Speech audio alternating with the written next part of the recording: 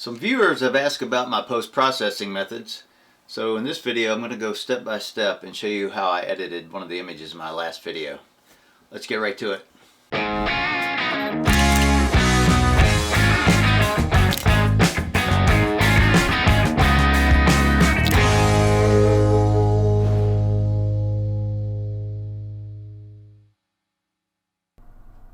So here's the final image that I ended up with. This image is from Ricketts Glen State Park in my last video. For the sake of brevity, I'm not going to go and completely redo it, but I will show you all the steps that I went through to get to the final image. As you can see here, boosted my shadows. The number's not really important. So each image is unique, so each of these settings are not something you want to set in stone. I'm just showing you what I did to this particular image. As you can see, I had a lot of plugged shadows, and that was simply due to the fact that I didn't want to overexpose the highlight areas. So I had my shadows at plus 53. Let's put that back. And you're saying, well, if you put your shadows up to 53, why did you take your blacks down to 4? Because I just wanted to put a little bit more contrast in the image. So I put my texture up to 12, my clarity up to 12. I dehazed it a little bit, just to give it a little bit, again, a little bit more contrast. Vibrance I moved up to a plus 12 because, you know, this is a raw file, so it just needs a little more pop. Saturation I usually don't mess with a whole lot. That is simply because it's a pet peeve of mine when people oversaturate their images, and I know I've probably done it, but it starts to look so fake. I mean, here you can saturate this up and then see how your yellows get extremely yellow. Your water starts to look like some really nasty 3-day-old coffee, and your colors are just not realistic. I mean, look how orange everything is. And that's the same thing with temperature.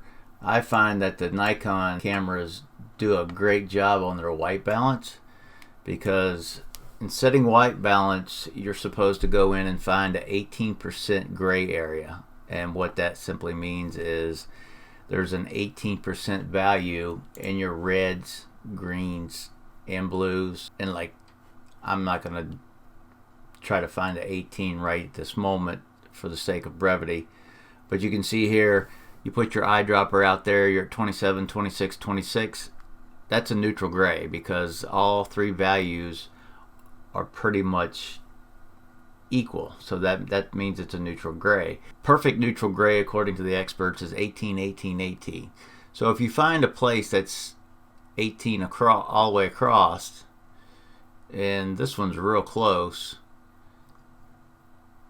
but let's say here 23, it's close enough, and you click it, my white balance as shot was 5100, so I click that, it goes to 4900. So it's very, very minute adjustment.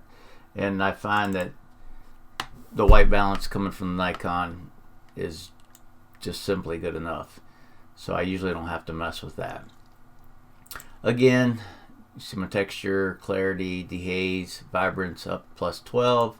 I'm not going to mess with my tonal curve for this particular shot. I always check remove chromatic aberration and enable profile correction. You can see how it corrects the lens distortion. This is a 24-70 f2.8 from Nikon. You know, for this particular image, I didn't go in and try to do anything, you know, overly fancy. I did not do any sharpening at this stage of my post-processing, and I'll show you why later. I don't do any noise reduction. It's ISO 64. There's not a lot of noise in this image. It's actually really good.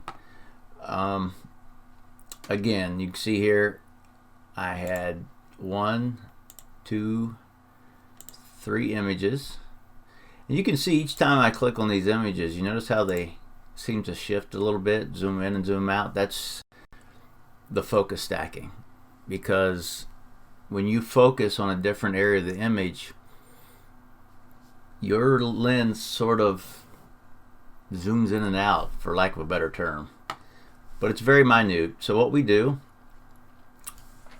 I would select all three images, right click, edit in, open as layers in Photoshop.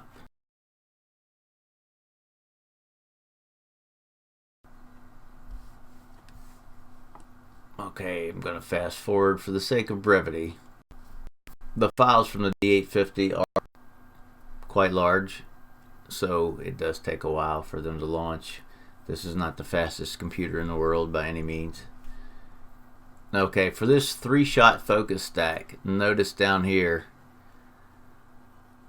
you're at 780 megabytes. So you're at 3/4 of a gig just to stack 3 images. Okay, as you can see here, I have my 3 images. Normally what I'll do in the event that something gets kind of whacked out and I need to go back to the original, I'll select all 3, press Alt, and then I'll drag and make a copy. I'll turn those off, go back to the original, select all 3 images, edit, auto align layers, and this should be set to auto.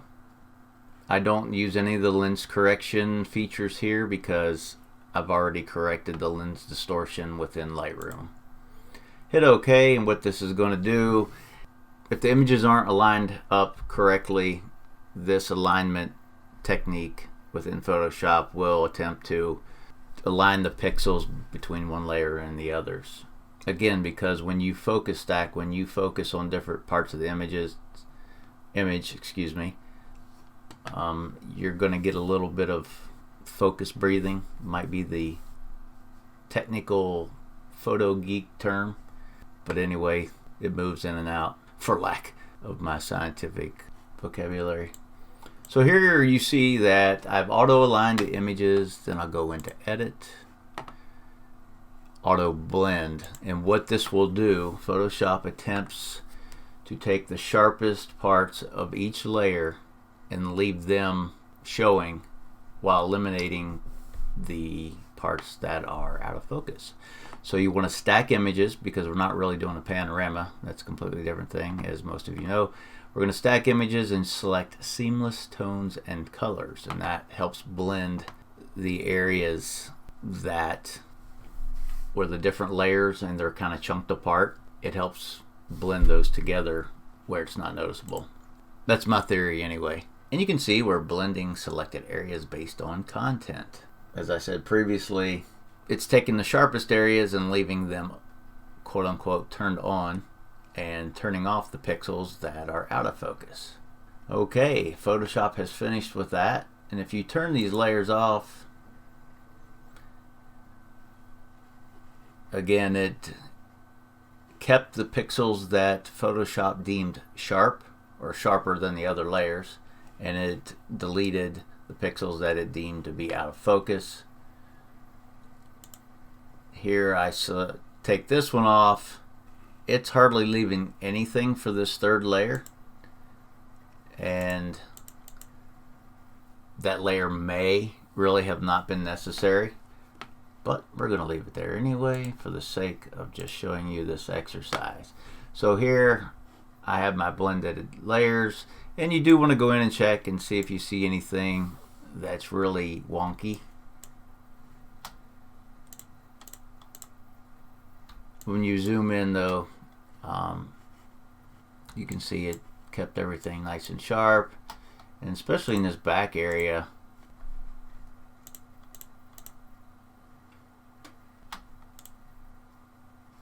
So you look at these leaves back here, they're relatively sharp.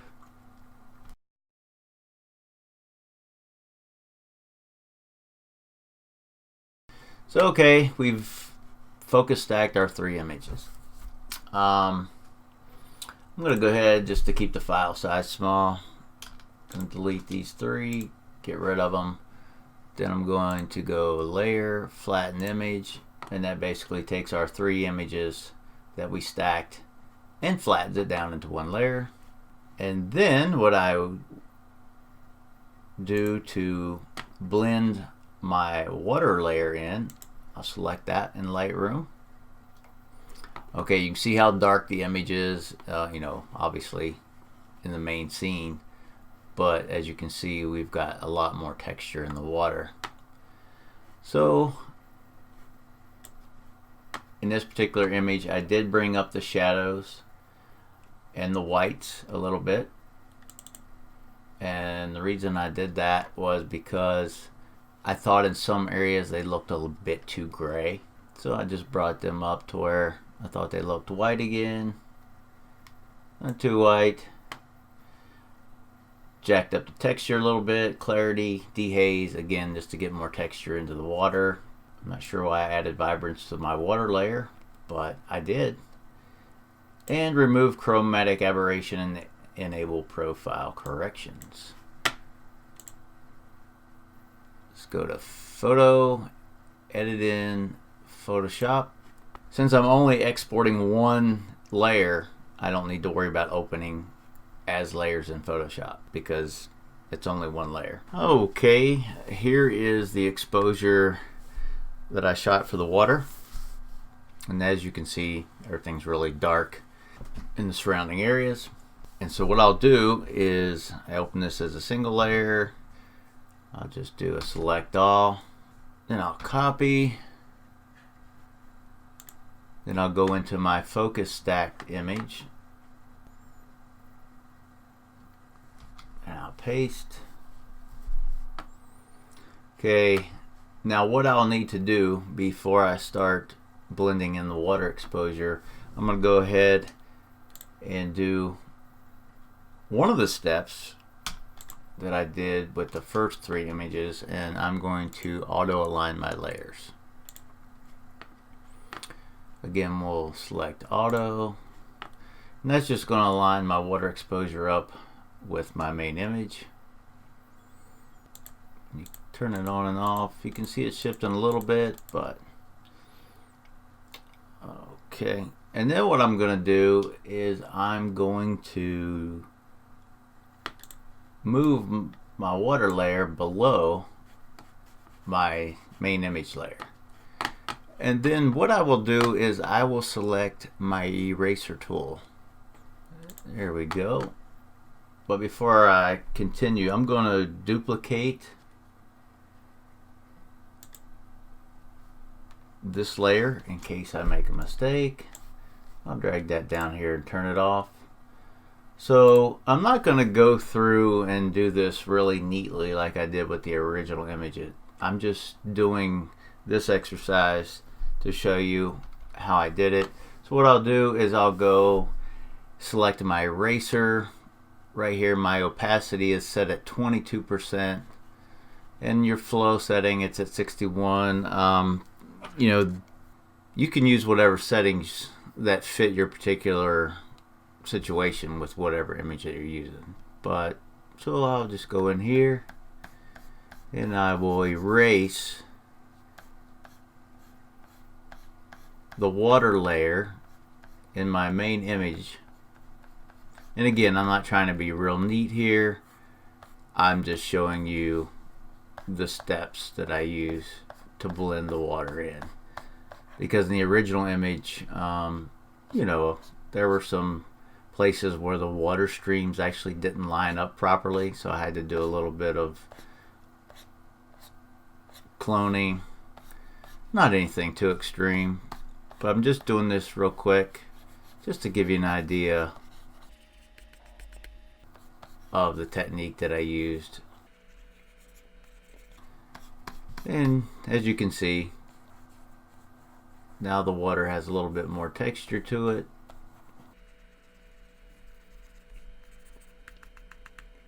Okay, and then other things that I did to the image was simply I did some dodging and burning, and then I used my clone stamp tool to fill in these areas up here above the waterfall, because I do not like those white areas, and I'm not sure how noticeable that is, but I'm just showing you exactly what I did with this particular image. I don't always have to do that, it just depends on what's in the background. And as you can see, it's starting to look a little gray here, so I could go in, let's say I want to do a little dodge, I go with my Dodge tool and just lighten it back up a little bit, because I don't really want to lose the texture that I gained from the darker layer. So I can select my Dodge tool, go back to my water layer. Since my water layer is now selected, I don't want to lose the texture, but I don't want my water to look gray either, so I can go in, I can lighten up some of the water streams a little bit. But again, not being careful here, just kind of trying to give you an idea of what I did to post-process that. And again, after I added my water layer, I would do some dodging and burning in the leaf areas, and do some clone stamping up here to get rid of the white space in the sky. So I hope that helps you out. If you have any questions, please don't hesitate to ask in the comments below. If you have a particular image you would like some input on, I'll be glad to help you on that as well. If you recall, earlier in the video I mentioned that I did not sharpen in Lightroom. I'll show you my technique for sharpening photos that allows you to sharpen without adding a bunch of noise. So I'm going to go over that right now. Okay, here's a section of an image that I took on that same day, and I'm choosing this particular section of the image because you have a smooth area up here at the top with the water, and down here you have the leaves. And as you can see, the leaves are fairly sharp, not looking bad at all. But in order to make the image just a little bit sharper, what I do is I'll duplicate the layer, do a Control J, and now I have a copy of the layer. Then I'll go up to Filter, Other, High Pass. Now as you can see, everything turned magically silver, and I have a radius here of 0.4 pixels.